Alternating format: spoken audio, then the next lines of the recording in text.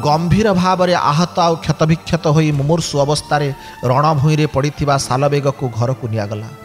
सुस्थ होगापी अनेक चेष्टा करागला तथापि सुस्थ हेलेनि से। दिन को दिन अवस्था खराब आड़ को गति कला। कष्ट जंत्रणा आउ सह्य करि पारलानि। शेष में निज माँ पाखक जाई सालबेग जनईदेले जदि यही दुख जंत्रणार रक्षा पाइबार किछि उपाय अछि जना नहेले आत्महत्या करदेवी। मृत्यु सहित हुए तो असह्य कष्ट जंत्रणा मध्य अंत घटिब। संतान बत्सल माँ पुअर एकथा शुणी सही पारते बाकी परी पुओ जदि जीवन हारिदेव ताहले तांकर किए अछि। माँ पुओ को तार जन्म वृत्तांत शुणे प्रबोधना देले। इबे सालबेग जानिले तांकर बापा मुसलमान और माँ हिंदू घरर।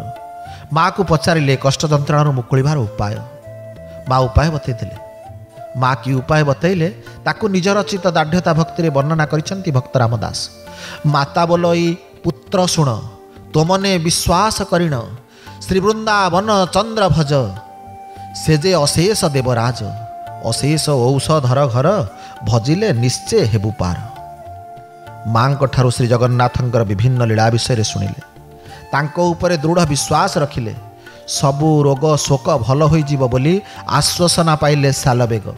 माँ को परामर्श अनुसार हिंदू देवादेवी को आराधना करने को लगे।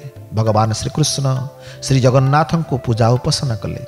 संसार माया भूलीगले तथापि आरोग्य न हेबारु माँ को पुणी दुख जणाइले। एबे माँ आउ पुओ मिसी भगवानंकर उपासना रे मजिगले। तापरे जहा घटिला ताहा बदलई देला सालबेगंकर जीवन। माँ और पुओ संपूर्ण भाव में निजक समर्पण करदे भगवान पाखे।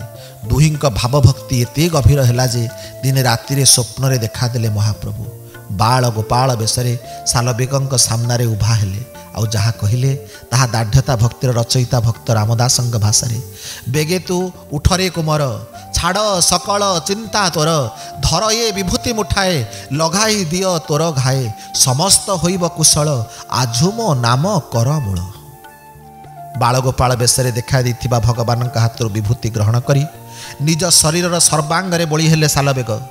सकाळ उठी देखिबा बेलको शरीर में आउ किछि क्षत चिन्ह नाही नाही पूर्वर से असह्य कष्ट आ जंत्रणा। एबे से पूरा सुस्थ हो जाइछंती। माँ को जनईदेले भगवान करुणा किपरि चमत्कार देखी। माँ पुओ आनंदाश्रु विगलित हो गले।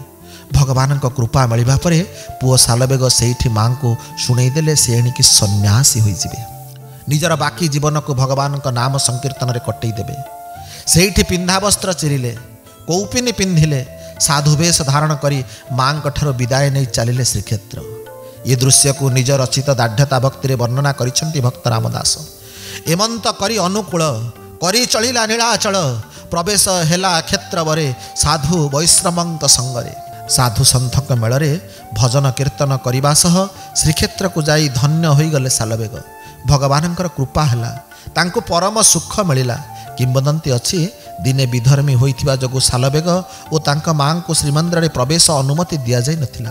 एही घटना को नहीं दुखपूर्वक एक जनाण लिखिथिले। से परे माँ सह बालेश्वर जाई सेठारे एक मंदिर निकट में बास करथिले। किछि वर्ष परे पंचसखांक मध्यरु अन्यतम सखा जशवंत दासंक शिष्यत्व ग्रहण करथिले सालबेग। गुरु कृपारु अनेक भजन जनाण लिखि चलिले। किंवदंती एकथा मध्य जना पड़े जे श्री जगन्नाथंक परम भक्त सालबेग एकदा तीर्थयात्रा अन्य साधु सन्तंक सह वृंदावन जाइथिले। एपटे श्रीक्षेत्र रे जगा कालियार रथयात्रा समय उपनीत हैला। भक्त सालबेग रथ उपर श्री जगन्नाथ को दर्शन कलिवे बोली व्यस्त विव्रत होई वृंदावन बाहरी पड़िले।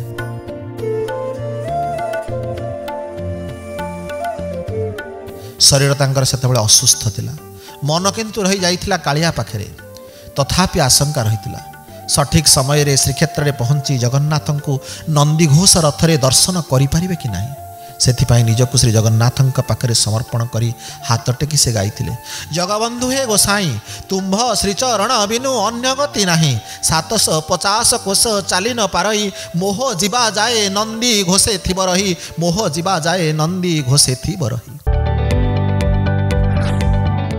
जदि आपंक आम भिडी भल लगा तेब आम चैनल को लाइक शेयर और सब्सक्राइब करने को जमा भी भूलु नहीं।